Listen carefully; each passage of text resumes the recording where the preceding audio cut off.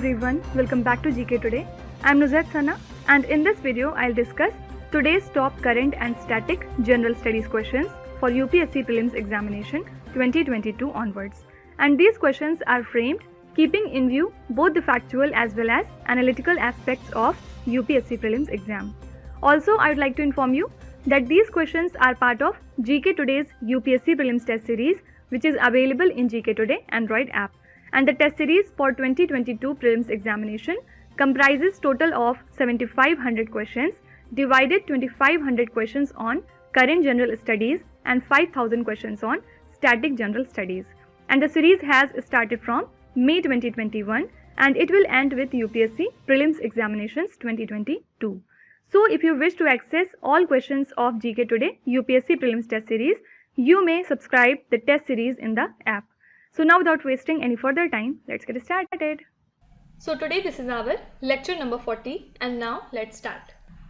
Question number 1. Which of the following is a multi-role frigate vessel of the Indian Navy? Let's talk about all of them one by one. First is INS Sandhayak. This is a hydrographic survey ship and first of its kind to be indigenously designed. And it was built at GRSE Kolkata. Why it was in news? Because recently it has been decommissioned. Now this ship during its commissioned service has undertaken approx 200 major hydrographic surveys. Also it took numerous minor surveys in both east and west coast of the country, Andaman Seas and neighbouring countries. And apart from the survey missions, the ship has been an active participant in many signatory operations. For example, first is Operation Pavan. This was to assist the Indian peacekeeping force in Sri Lanka in the year 1987. Then second is Operation Rainbow. It is for rendering human assistance post tsunami of 2004. Also it participated in joint Indo-US exercise named as Tiger Triumph. So these are some of the important things regarding INS Sandhayak. Okay. Second is INS Sarvekshak.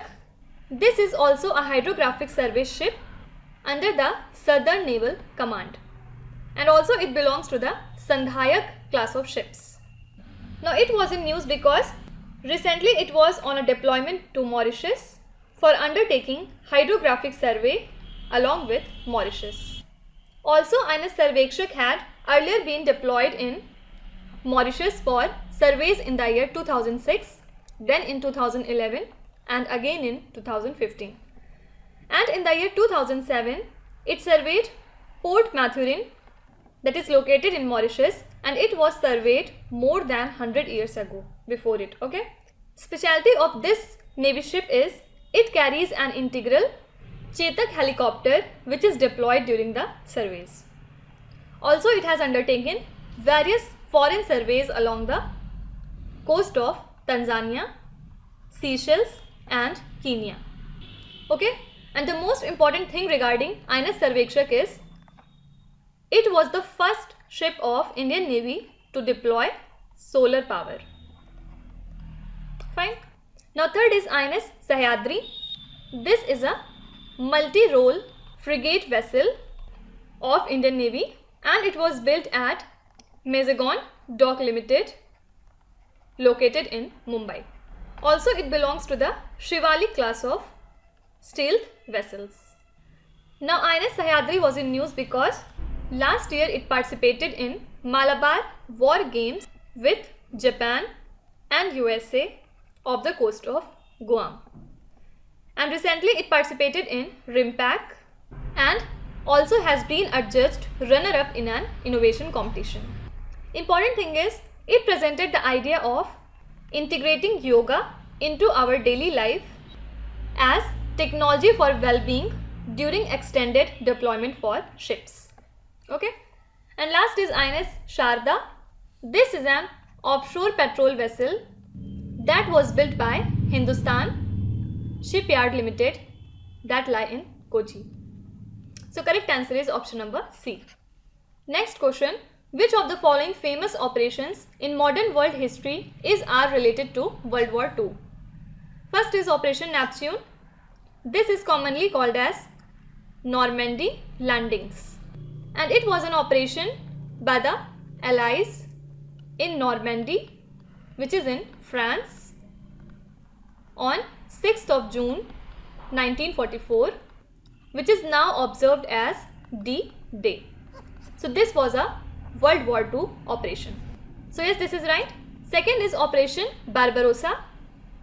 This was the code name of the invasion of Soviet Union by Nazi Germany in June 1941. And this World War II operation saw the use of the largest invasion force of 3 million Axis personnel in history. Okay, so this is also right. Third is Operation Red Dawn.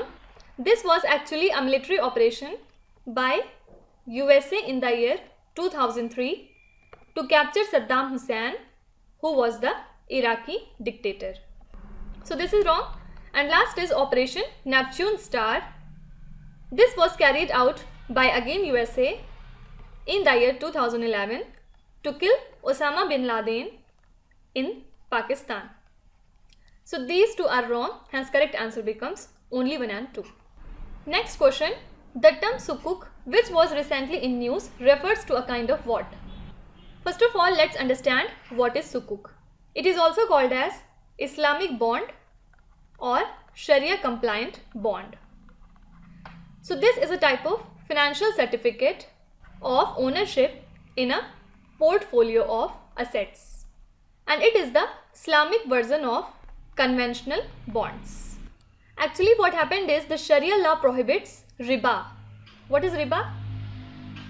It means lending with interest payment, and hence conventional bonds are forbidden. So in case of sukuk, the bond indicates partial ownership of the underlying asset and not debt obligation. Okay. So unlike in case of conventional bonds where the investor receives interest payments, the investors of sukuk receive the profits generated from the underlying asset. Fine.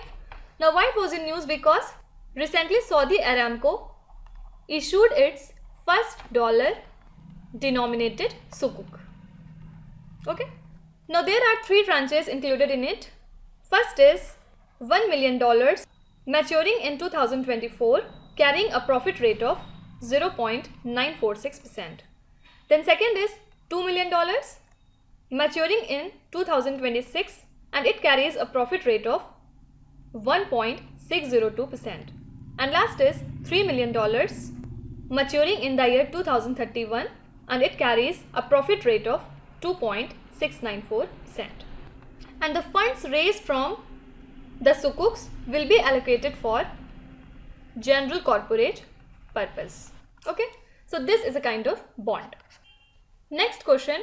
Apart from worldwide police cooperation and crime control, various activities of Interpol also include. So here we have to discuss what are the characteristics or functions of Interpol. First of all, Interpol is a 194 members intergovernmental organization. Headquarters lies in France, Lyon, and it was formed in the year 1923. Also, India joined this organization in 1949. Okay. Now, why it was in news? Because of iFamilia. This is a kind of global database launched recently by the Interpol for identifying the missing persons. So it makes the use of family DNA for identification. So recently the Interpol launched IDART application, which uses image recognition software to identify stolen works of art, and this is linked to Interpol database of stolen works of art. Okay. Now what is ISOP, or you can say Interpol Stop Online Piracy? It is a 5-year program for tackling online piracy, and this focuses on crimes involving IP rights infringement. Okay. So here all the options are right. Correct answer is all 1, 2 and 3. Actually, Interpol notices are the international alerts or request for cooperation used among the police of Interpol member nations for sharing important information.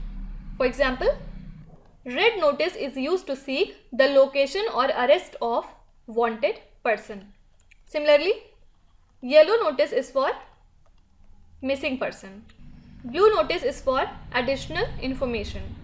Then black notice is for unidentified bodies.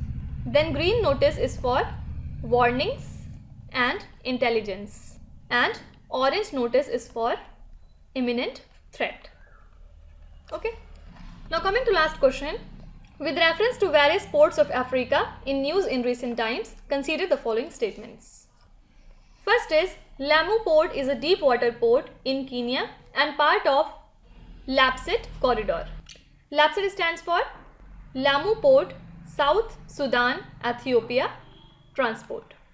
So yes, Lamu Port is a deep water port located in Kenya on Africa's eastern coast. This is right. And why it was in news? Because recently Kenya has launched its newest mega infrastructure project, which is this Lamu Port, and it is a part of an ambitious transport corridor between Lamu, South Sudan and Ethiopia. Okay. Second is, Djibouti Port is a strategic port in Gulf of Oman. This port is actually located in Republic of Djibouti in the Horn of Africa, and it has a strategic location with respect to Gulf of Aden and not Gulf of Oman. This is wrong. And third is, Tanger Med Port is the largest port by capacity in Africa. So this port in Morocco is the largest port by capacity in Africa, and it is located on the Strait of Gibraltar. Now why this port was in news? Because recently it has released its final statistics on cargo handling performance for the year 2020. And despite disruptions to the supply chain due to lockdowns imposed due to the raging pandemic, it saw an increase in cargo tonnage, cementing the port's leading position in Africa and in Mediterranean region. Okay, so this is also right, and correct answer becomes only 1 and 3. Now there is one more port which is quite important. It is the Durban port, and it is the busiest port in sub-Saharan Africa. So this is basically located in South Africa on the Indian Ocean coast. Okay. So that's it for today. I hope you have liked the session. If you want to give any review, feedback or suggestion regarding these lectures, you can tell us in the comment section. Definitely we'll try to implement that. And now we'll meet again tomorrow with 5 more new and interesting questions. Till then, stay tuned. Thank you so much for watching.